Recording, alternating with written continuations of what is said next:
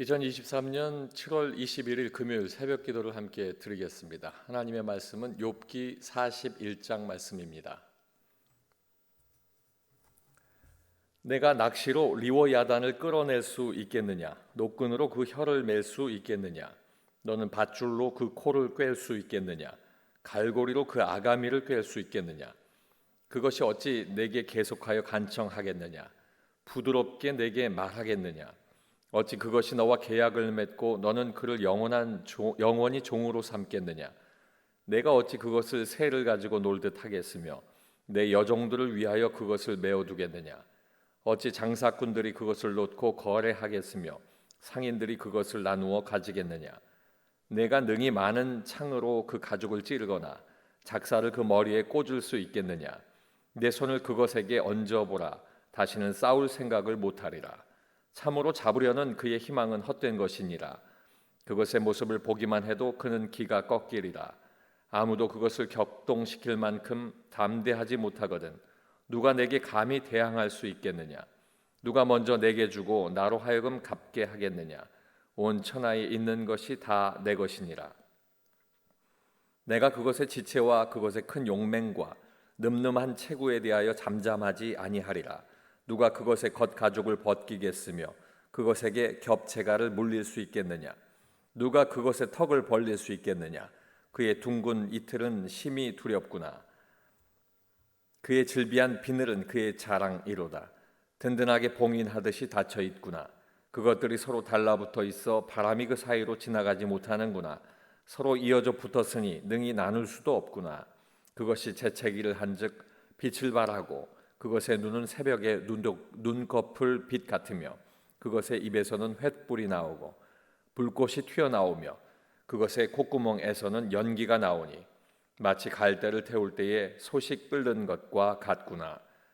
그의 입김은 숯불을 지피며 그의 입은 불길을 뿜는구나. 그것의 힘은 그의 목덜미에 있으니 그 앞에서는 절망만 감돌 뿐이구나. 그것의 살껍질은 서로 밀착되어 탄탄하며 움직이지 않는구나. 그것의 가슴은 돌처럼 튼튼하며 맷돌 아래짝같이 튼튼하구나. 그것이 일어나면 용사라도 두려워하며 달아나리라. 칼이 그에게 꽂혀도 소용이 없고 창이나 투창이나 화살촉도 꽂히지 못하는구나. 그것이 쇠를 쥐푸라기같이 놋을 썩은 나무같이 여기니 화살이라도 그것을 물리치지 못하겠고 물맷돌도 그것에게는 겨같이 되는구나. 그것은 몽둥이도 지푸라기같이 여기고 창이 날아오는 소리를 우습게 여기며 그것의 아래쪽에는 날카로운 토기조각 같은 것이 달려있고 그것이 지나갈 때는 진흙바닥에 도리깨로 친 자국을 남기는구나. 깊은 물을 솥에 물이 끓음 같게 하며 바다를 기름병같이 다루는도다. 그것의 뒤에는 빛나는 물줄기가 나오니 그는 깊은 바다를 백발로 만드는구나. 세상에는 그것과 비할 것이 없으니 그것은 두려움이 없는 것으로 지음받았구나. 그것은 모든 높은 자를 내려다보며 모든 교만한 자에게 군림하는 왕이니라. 아멘. 함께 읽으신 욥기 41장 말씀을 통해서 욥에게 리워야단을 말씀하신 이유라는 제목으로 말씀의 은혜를 나누겠습니다. 히브리어 리워야단은 본래 악어를 뜻하기도 하고 용이나 뱀처럼 악한 힘을 상징하는 단어이기도 합니다. 이 리워야단은 크고 무서운 존재를 뜻합니다. 그러나 리워야단이 아무리 무서운 존재라고 할지라도 하나님께서 창조하신 피조물임을 알게 된다면 리워야단을 창조하신 창조주 하나님의 능력과 하나님의 위대하심은 그 어느 것과도 비교할 수 없음을 깨달아야 한다는 말씀을 오늘 말씀에 선포하고 있습니다. 욥에게 리워야단을 말씀하신 첫 번째 이유는 모든 것이 하나님의 소유임을 알리기 위함입니다. 11절 말씀에 누가 먼저 내게 주고 나로 하여금 갚게 하겠느냐? 온 천하에 있는 것이 다 내 것이니라. 앞서 하나님께서는 낚시로 리워야단을 낚을 수 없고 끈으로 혀를 맬 수도 없고 줄로 그 코를 꿰 수도 없고 갈고리로 아가미를 꿰 수도 없다 말씀하십니다. 어느 누구도 잔인하고 포악한 리워야단에게 그렇게 할 수 있는 사람이 없다는 말씀입니다. 또한 리워야단은 포악해서 그와 계약해서 그를 데리고 살 수도 없다, 종으로 삼을 수도 없다라고 말씀하고 있습니다.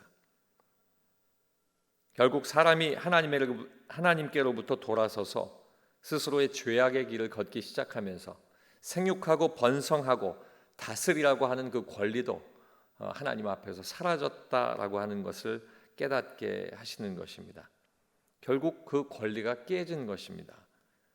하나님께서 창조주이시고 온 천하에 있는 것, 이 모든 것이 하나님의 것이다 라고 하는 것을 선포하고 계십니다. 이것이 바로 피조물인 우리에게도 적용되는 말씀입니다.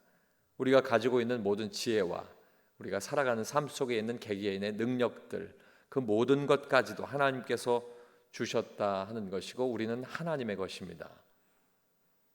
우리는 모든 것을 볼 때마다 죄로부터 멀어진, 하나님과 멀어진 우리의 모습을 돌아보아야 할 것입니다. 우리는 겸손히 하나님 앞에 나아가 하나님 앞에 나는 하나님의 것입니다 고백하고 거기서부터 출발할 때 하나님의 긍휼과 은혜를 얻게 되는 것입니다. 두 번째는 사람의 한계를 알리기 위함입니다. 15절로 16절 말씀에 보면 그의 즐비한 비늘은 그의 자랑이로다. 튼튼하게 봉인하듯이 닫혀 있구나. 그것들이 서로 달라붙어 있어 바람이 그 사이로 지나가지 못하는구나. 하나님은 이후의 말씀을 통해서 리워 야단의 그 행태와 그 모든 모습들을 세세하게 설명해 주고 있습니다. 사람의 육체가 하나님께서 창조하셨지만 하나님이 이 말씀으로 창조하신 세상에 있는 모든 것보다 얼마나 약한지 나약한 그 모습을 교훈하고 계시는 것입니다.